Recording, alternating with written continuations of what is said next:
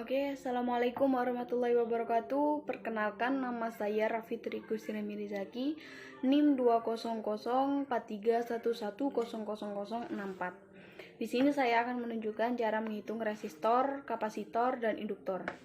Alat yang sudah saya persiapkan adalah yang pertama ini multimeter analog, dan yang kedua adalah ini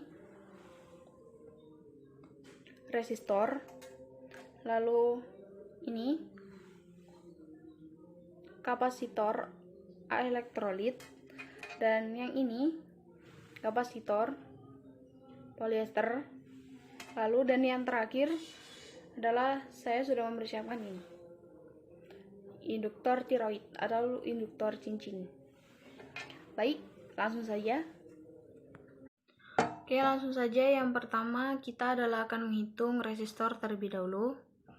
Ini untuk resistornya nilainya adalah pertama warnanya abu-abu, merah, dan emas. Abu-abu sendiri nilainya 8, merah 2, dan emas adalah toleransinya 5%. Jadi nilainya adalah 8, 2. Ini merah yang terakhir adalah pengalinya 10 pangkat 2 atau 100. Jadi 8200, toleransinya 5% atau 8K2. Nah, ini kita multimeter analognya diputar dulu ke arah 1K ohm. Oke, sudah. Nah, kita sebelum mengukur dicek dulu kalibrasinya apakah sudah di 0. Oke, sudah sesuai, sedikit menceng. Oke, sudah pas. Sekarang kita langsung mengukur.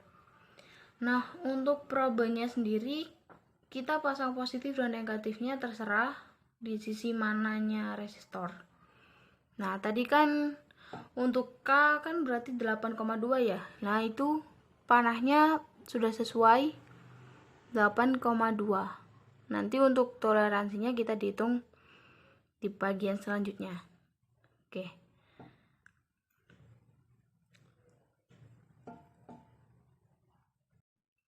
Dan yang kedua kita menghitung kapasitor. Apakah kapasitor ini masih layak digunakan atau tidak?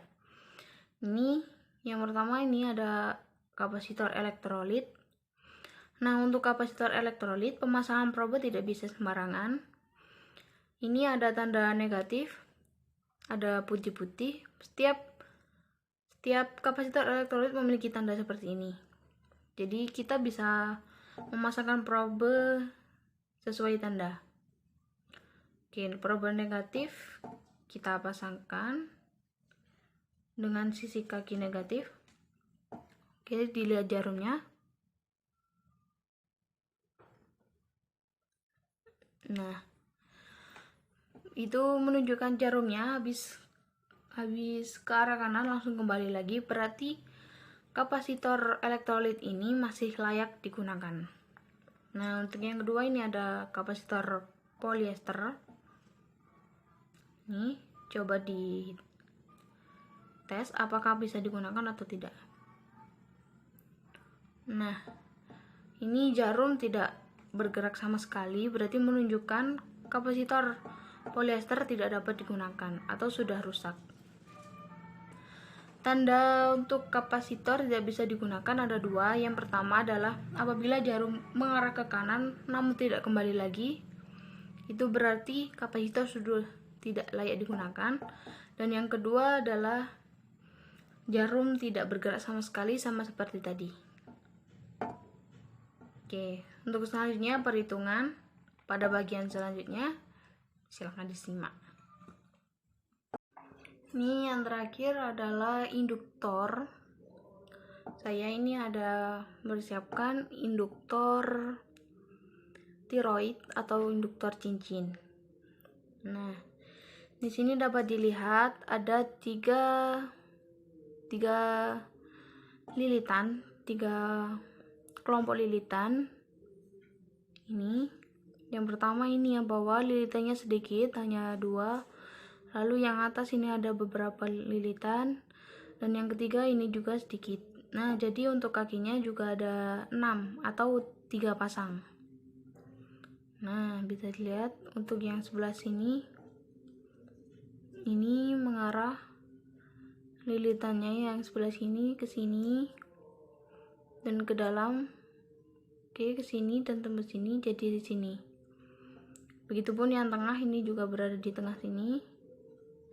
Yang sebelah sini juga ini.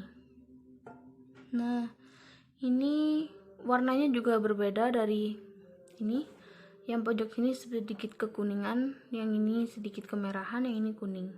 Jadi untuk membedakan agar tidak warna tidak nempuk lah nilainya. Oke, langsung saja kita coba apakah induktornya berfungsi. Ini probenya dipasang. Ini yang pertama kita taruh di pojok dulu ya, coba di pasangan yang di pinggir. Ini mohon maaf karena induktornya saya mengambil di bekas lampu, bekas charger. Oke, ini supaya lebih jelas. Oke, sudah ya. Nah, jarum bergerak ke kanan berarti menunjukkan masih berfungsi untuk induktornya. Nah, apabila dipasangkan ini dengan yang tengah, nah, jarum tidak bergerak karena sambungannya berbeda untuk lilitannya, dan apabila di sini juga tidak bisa, apalagi di sini dan di sini. Oke, ya untuk yang tengah kita coba juga dengan tengah. Oke, bergerak ke kanan berarti lilitannya masih tersambung atau tidak ada yang putus. Oke, untuk dengan pasangan yang lainnya sama, tetap sama, tidak bergerak jarumnya.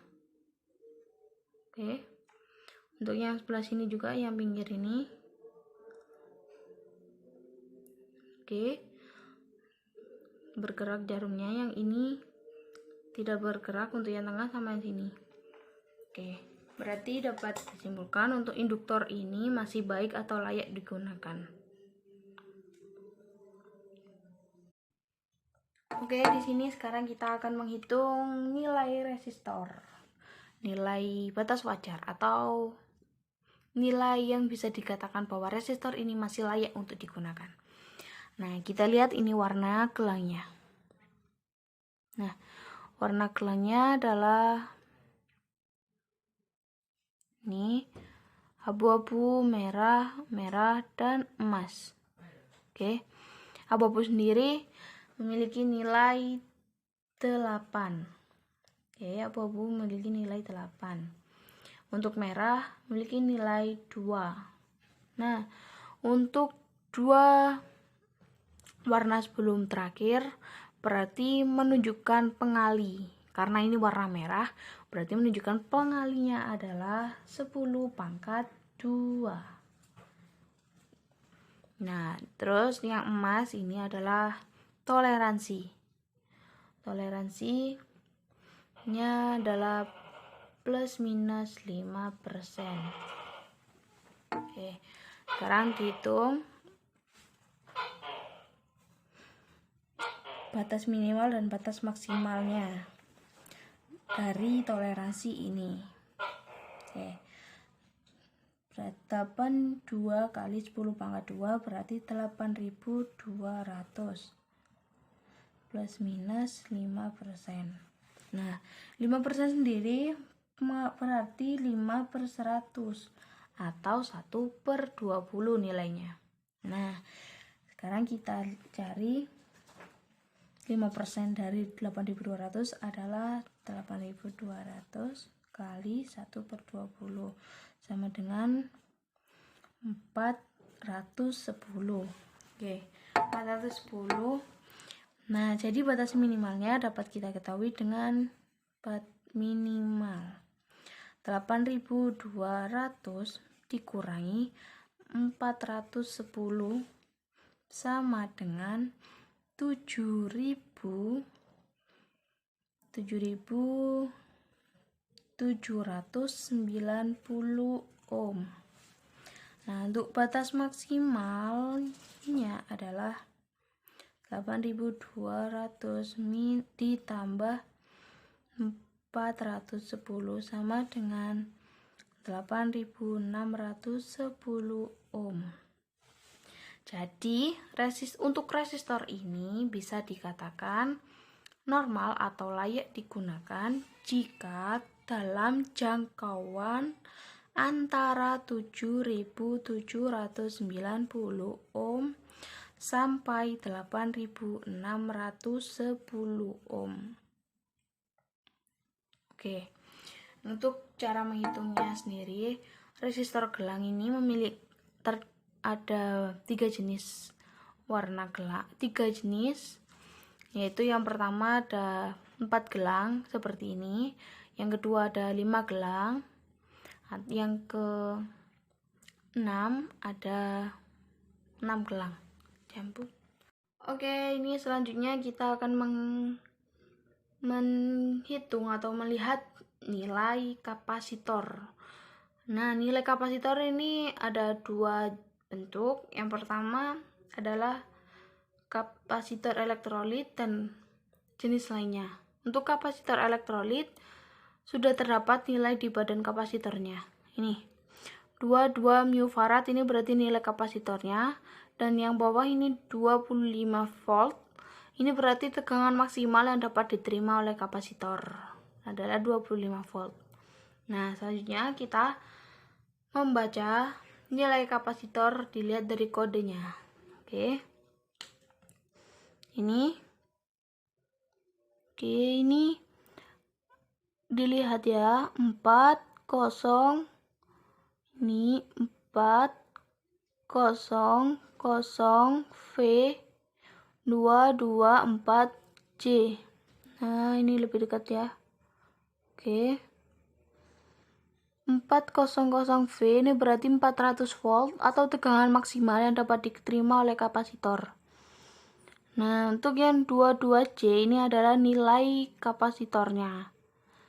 Oke, langsung saja kita hitung untuk yang 224J atau nilai kapasitornya. Oke, ditulis dulu 224J. Nah, untuk C sendiri ini adalah arti dari toleransi. C ini berarti toleransinya menunjukkan 5%, plus minus 5%. Nah, untuk huruf-huruf toleransi ini ada banyak, ada B, C, D, E, F, G, H, J, K, M, dan Z, dan ada lainnya. Oke, ini kita artikan nilainya. Untuk 2 angka di awal ini menunjukkan satuannya, kita tulis lagi nilai satuannya 22. Nah, untuk angka ketiga ini menunjukkan adalah pengali.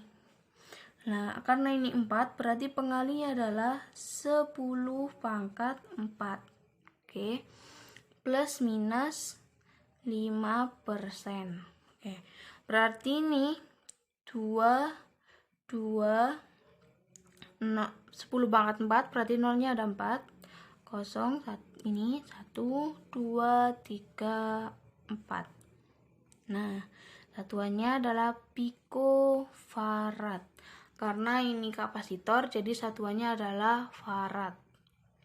Atau sama dengan 220 nanofarad atau 220 nanofarad. Oke, sekarang untuk menghitung nilai batas ini maksimal dan minimal dari nilai kapasitornya, dilihat dari ini toleransi yang sudah tertera. Ini seperti tadi 5%. 5% berarti nilainya adalah 5/100 atau 1/20. Nah, kita hitung nilai 5% dari 220 adalah 220 dikali Ini 1/20 ya, sama dengan 11 nanofarad. Ini dicoret, dua dibagi 2 adalah 11. Oke. Jadi batas minimal dari nilai kapasitornya adalah 220 nanofarad dikurangi 11 nanofarad sama dengan 209 nanofarad. Oke. Selanjutnya adalah batas maksimal. Batas maksimal dari nilai kapasitornya adalah 220 nanofarad ditambah 11 nanofarad sama dengan 231 nanofarad. Oke, jadi nilai dari kapasitor ini 224J adalah dari antara 209 nanofarad sampai 231 nanofarad. Oke, jadi ini nilai dari kapasitor polyester dengan kode 224J ini berarti adalah antara 209 nanofarad sampai 231 nanofarad. Oke, gitu. Selanjutnya adalah menghitung induktor. Nah, ini untuk menghitung nilai dari induktor. Ini saya menggunakan induktor toroid atau induktor cincin. Nah, untuk ini caranya mencari induktasi adalah dengan banyaknya lilitan yang ada, atau nilai dari sebuah induktor adalah banyak lilitan yang ada. Oke. Ini lilitannya ada, bisa dihitung ya. 1 2 3 4 5 6 7 8 9 10 11 12. Ini ada 12 lilitan. Nanti ditambah dengan yang samping-samping sini. Oke. Nah, untuk induktor juga terdapat dua cara menghitung. Yang pertama adalah dengan lilitan, dan yang kedua adalah dengan kode pada badan induktor. Karena saya tidak ada contohnya, jadi saya langsung contohkan kepada angka saja. Apabila pada sebuah induktor terdapat kode angka 3, 2, 3. Berbeda dengan kapasitor dan resistor. Ini untuk pengalinya adalah 10 pangkat minus atau 1/. Nah, ini dua angka pertama menunjukkan satuannya. Kita tulis lagi 3, 2. Lah, untuk yang angka terakhir ini menunjukkan pengali, berarti dikali 10 kali 3 jadi 10 pangkat minus 3.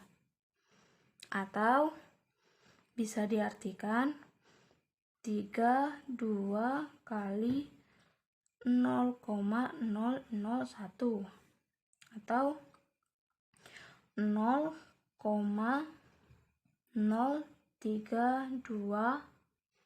Satuannya adalah Henry. Oke, untuk induktor satuannya adalah Henry. Nah, atau bisa juga dijadikan mili. 32 mili Henry. Oke, mudah bukan? Sekian, terima kasih. Jenis-jenis resistor. Resistor memiliki beberapa jenis, diantaranya adalah fixed resistor, variabel resistor, termistor, dan LDR. Nah, fixed resistor sendiri adalah resistor yang memiliki nilai resistansi tetap. Nah, fixed resistor memiliki beberapa macam juga. Yang pertama adalah carbon composition resistor atau resistor komposisi bahan karbon. Nah, yang kedua resistor film karbon atau resistor film berbahan karbon. Dan yang ketiga adalah metal film resistor atau resistor film berbahan logam. Nah, yang kedua adalah variabel resistor. Variabel resistor sendiri memiliki arti bahwa resistor yang memiliki nilai resistansi dapat berubah-ubah atau dapat disesuaikan sesuai kebutuhan atau keinginan. Nah, variabel resistor juga memiliki beberapa macam. Di antaranya adalah potentiometer, rheostat, dan tripod. Nah, yang selanjutnya adalah termistor atau thermal resistor. Thermal resistor sendiri adalah resistor yang memiliki nilai resistansi dapat dipengaruhi oleh suhu lingkungannya sekitar. Nah, yang terakhir adalah LDR atau light dependent resistor, yaitu resistor yang memiliki nilai resistansi dapat dipengaruhi oleh intensitas cahaya yang didapatkan kepada resistor tersebut yang berdampak. Macam-macam kapasitor atau jenis-jenis kapasitor. Kapasitor terbagi dalam dua jenis, yaitu yang pertama kapasitor nilai tetap atau fixed kapasitor, dan yang kedua adalah variabel kapasitor atau kapasitor yang nilainya dapat berubah. Yang pertama adalah fixed kapasitor. Terdapat 6 macam atau terbagi dalam 6 bentuk. Yang pertama adalah keramik kapasitor atau kapasitor berbahan keramik. Yang kedua adalah polyester kapasitor atau kapasitor berbahan polyester. Yang ketiga adalah paper kapasitor atau kapasitor berbahan kertas. Dan yang keempat adalah mika kapasitor atau kapasitor yang berbahan mika. Nah, yang kelima adalah elektrolit kapasitor atau kapasitor yang berbahan elektrolit. Yang keenam atau yang terakhir adalah kapasitor tantalum atau kapasitor berbahan elektrolit namun terdapat bahan logam tantalum pada anoda positifnya. Lalu selanjutnya adalah yang kedua kapasitor variabel, juga terbagi ke dalam dua jenis. Yang pertama adalah varco atau variabel kondensator, dan yang kedua adalah trimmer.